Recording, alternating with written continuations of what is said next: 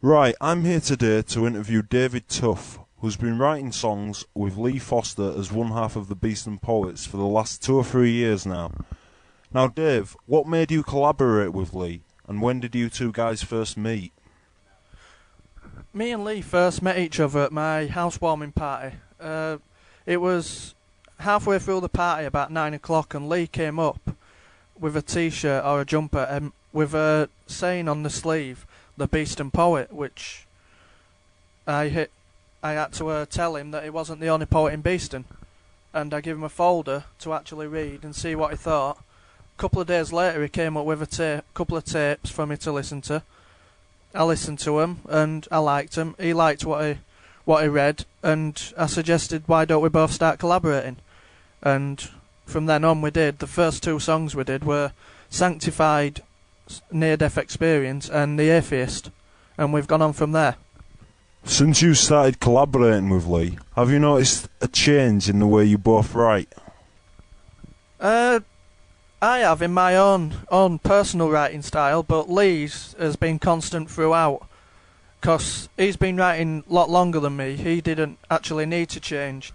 My own personal writing has changed a lot. It's gone from the expected to the unexpected. So, because from at the beginning I used to write love songs and sad songs, and you knew the outcome. But these songs that I've been writing with Lee have been different. You think they're going to end happily, but they don't end happily. You think they're going to end sad, and the song is totally twisted by the end of it. So, yeah, my writing style has changed a lot. Out of all the collaborations that you've done with Lee, have you got any personal favourites or personal favourite? If I had to give a choice between my favourites, it would be "Children of the Lord," "Sound of the 60s," and "Aaron and Karen" and Daniel McCline. My personal favourite would be a choice between three, which would be "The Unfinished Argument," "Sound of the 60s," or "Children of the Lord." Now, Dave, I know you've written a lot of songs with Lee, but how do the ideas come about, and how are the songs actually written? The songs write themselves. After we've written about 4 lines, or 8 lines, the song builds itself up as the lines go on the paper. We don't know which direction they're going to go until we've actually written it. Basically, the song is like Lee writes 4 lines, I write 4 lines, or I write 4 lines, Lee writes 4 lines. And after about the third time of passing it to each other, we understand where the song's going, what direction it's going in, and how it's going to end up. But a few of the songs, I'd say about 10% of the songs, we've actually twisted the ending a bit. So no one will be expecting what the outcome would be.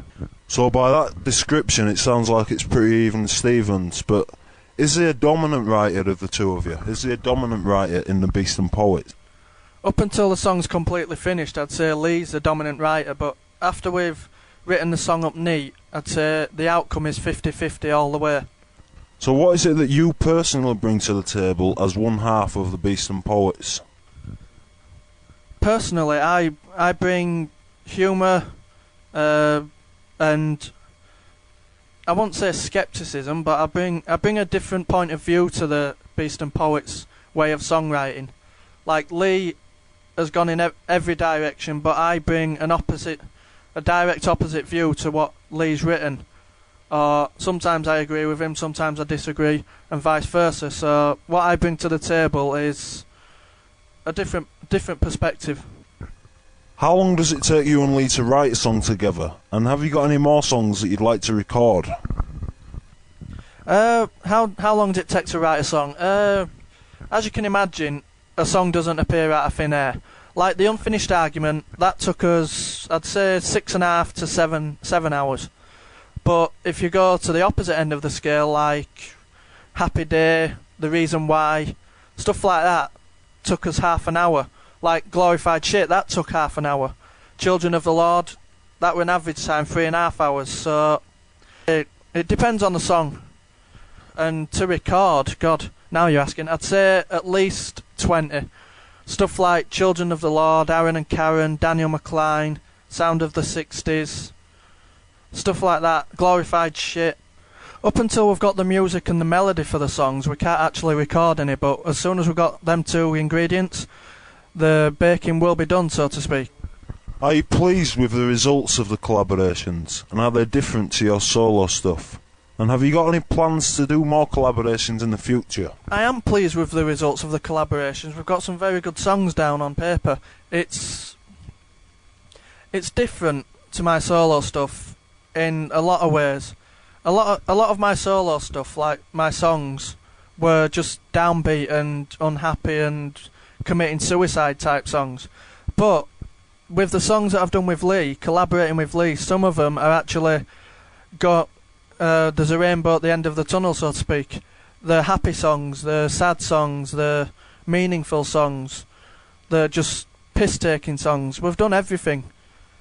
As for plans to write in the future, whatever the Lord brings me, I will write songs with Lee again, if the opportunity arises. But if it don't, obviously I won't. David Tuff, thank you very much. Thank you. Lee came up to my 20th birthday party with a t-shirt saying The Beast and Poet on the left-hand sleeve.